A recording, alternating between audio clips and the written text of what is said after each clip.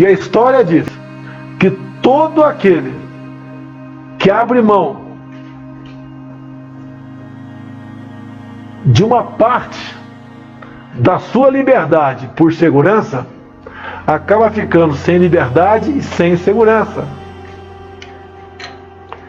Se for aceitando esse passaporte da vacinação, daqui a pouco vem outra exigência, e outra, e mais outra, e mais outra, e vocês sabem onde vai parar isso aí: controle da população. Em Pernambuco, um decreto do governador, na prática, impede fiéis que frequentarem cerimônias religiosas.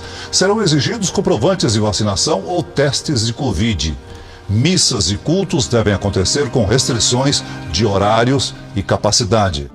A liberdade é um dos atributos ou valores mais apreciados pelo ser humano. Para alcançar a liberdade já foram feitas manifestações e revoluções. Foram travadas guerras e muito sangue já foi derramado. E conhecereis a verdade, e a verdade vos libertará. Assim diz a palavra de Deus no livro de João, capítulo 8 e versículo 32. Bolsonaro teve grande apoio dos cristãos e se tornou o presidente do Brasil. E ao longo de sua campanha levantou as bandeiras Deus, Pátria, Família, Verdade e Liberdade. E quando começou a pandemia, muitos governadores fizeram oposição ao presidente, tocando justamente nessas áreas, proibindo as pessoas de sair de casa e até mesmo de expressar sua fé em templos e em suas residências. Na noite da última quinta-feira, em sua live semanal, o presidente fez um alerta aos brasileiros de que esse passaporte de vacinação que hoje é exigido em estados é para acabar com a liberdade, e disse ainda que isso pode ser mais um passo para o controle populacional. Você baixaria um decreto pelo passaporte da vacina, ou seja, só pode ir na escola quem está vacinado, só pode ir quem está vacinado, quem não está não vai. Você baixaria um decreto nesse ano? Não, presidente, não baixaria. Você não precisa falar mais nada. Pessoal, ou nós temos liberdade ou não temos. E a história diz que todo aquele que abre mão de uma parte da sua liberdade por segurança, acaba ficando sem liberdade e sem segurança.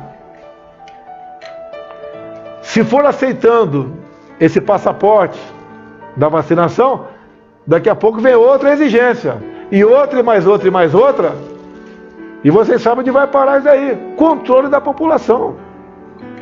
As pessoas que mais me acusavam de ser ditadores é o que estão fazendo isso agora. Em Pernambuco, um decreto do governador, na prática, impede fiéis que frequentarem cerimônias religiosas. O que vem chamando a atenção nos últimos dias é um decreto do governador de Pernambuco que impede fiéis de frequentar cerimônias religiosas se não apresentarem comprovante de vacinação. Esse decreto foi colocado em vigor pelo governador do estado, Paulo Câmara, que é um grande aliado de Lula. Eles tomam essas medidas não apenas para fazer oposição ao presidente, mas sim para perseguir o povo cristão. Muitos padres e pastores, até mesmo juristas, se manifestaram sobre o decreto do governador, afirmando que a decisão é inconstitucional, pois está tirando o direito de liberdade de fé dos cidadãos. O pastor Sivaldo Almeida gravou um vídeo repudiando a atitude do governador Paulo Câmara. Confira. Fica aqui registrado uma palavra ao governador do nosso estado. O Senhor conclamou a Moisés para que chegasse diante de Faraó e solicitasse de Moisés, de Faraó, que deixasse o povo ir para adorar. A negativa de Faraó trouxe grande praga sobre o Egito e destruiu não só a vida do Egito, como o próprio Faraó em pessoa. Impedir a adoração ao Senhor é um ato dos mais graves que alguém pode se erguer contra Deus e contra o seu povo. E a adoração do povo de Deus em conjunto não é algo para ser desvalorizada, muito pelo contrário, é algo de extrema importância para o Senhor e para o seu povo. E ser privado disso faz daqueles que privam agentes de Satanás e forças hostis ao Senhor. Eu quero lembrá-lo que, mesmo que Deus levante homens maus para impedir o culto ao Senhor e impedir a sua igreja de adorar, Ele nunca deixou impune aqueles que fizeram isso. Basta ler um pouco de Abacuque que você vai descobrir que por vezes Deus pune o seu povo, como está fazendo agora, e impede o seu povo da adoração e priva o seu povo da liberdade. Mas isso só precisa ler o capítulo 2 de Abacuque para ver que o Senhor se erguerá com muito maior força e ira contra aqueles que se levantam contra o seu povo. Por isso fique atento, governador.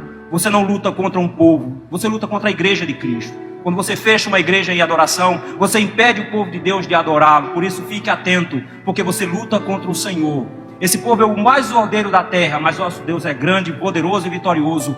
Quantos reinos da terra tentaram impedir o povo de Deus? Governador, todos eles caíram. O Império Romano caiu, o Império Assírio caiu, o Império Babilônico caiu, o Império Egípcio caiu. Todos caíram diante do poder do Deus que está com a igreja de Cristo. Então, que não seja você o próximo. A minha palavra vai também para aqueles que estão investidos de autoridade. Aqueles que se dizem crentes, mas que ocupam algum cargo de importância, seja no legislativo, no executivo ou no judiciário.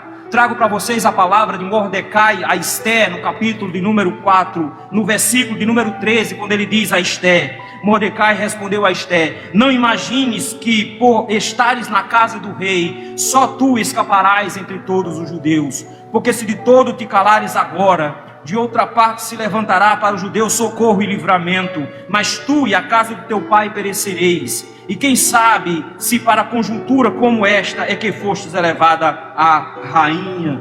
Eu quero lembrar a você, meu irmão, minha irmã, que tem alguma autoridade. Se o Senhor te colocou a isso, talvez nas palavras de Mordecai tenha sido para se levantar contra isso e defender a igreja do Senhor hoje. Não se engane, o Senhor trará do céu livramento e condução para a sua igreja. Não se engane, Ele não precisa de você, mas cobrará de você, caso você se omita e que Ele tenha colocado você nessa posição e você não se levante contra isso. Que o Senhor te ajude a discernir isso e que você não seja um acovardado, mas arrisque-se como Esté e seja contado entre aqueles que defendem o povo de Deus.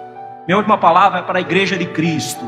Não se acomodem com essa situação. O povo de Deus foi convocado para adorar na igreja, com o povo. Não, isso não é comum, isso não é normal. Nós somos convocados pelo Senhor para adorar. E nós estaremos sempre aqui dispostos a adorar o Senhor como povo de Deus. Por isso, meu irmão, não caiam na armadilha satânica de achar que o culto não é essencial. O culto a Deus é o motivo de existência da igreja, é o motivo de existência eterna da igreja. Nós estaremos para sempre, num dia de domingo, adorando ao Senhor. É assim que será a nossa eternidade. O culto para a igreja não é uma parte da sua vida, é a sua existência em si. E a convocação para estar na presença de Deus é o vislumbre da nossa fé e da nossa esperança. Povo de Deus, não se acomode com a pregação dos ímpios. O culto, sim, é essencial.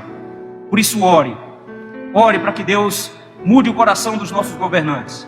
Ore para que Deus se levante, como disse o Salmo 69. Para que Deus se erga contra os seus inimigos. Para que o Senhor mude as estruturas que nós estamos enfrentando. E para que nós possamos alegremente nos reunirmos. Hoje era o dia de celebrarmos a mesa do Senhor. Hoje nós devemos estar felizes, tomando pão e bebendo o vinho do Senhor. Nós somos privados disso. Não ache que isso é normal, que isso é natural. Ore para que Deus tire de nós esse peso que nos impede de adorar o Senhor com a liberdade que nós devemos ter. Essa é a minha palavra. Que o Senhor nos abençoe. Para mais vídeos como este, inscreva-se no canal, siga o nosso Instagram e curta nossa página no Facebook.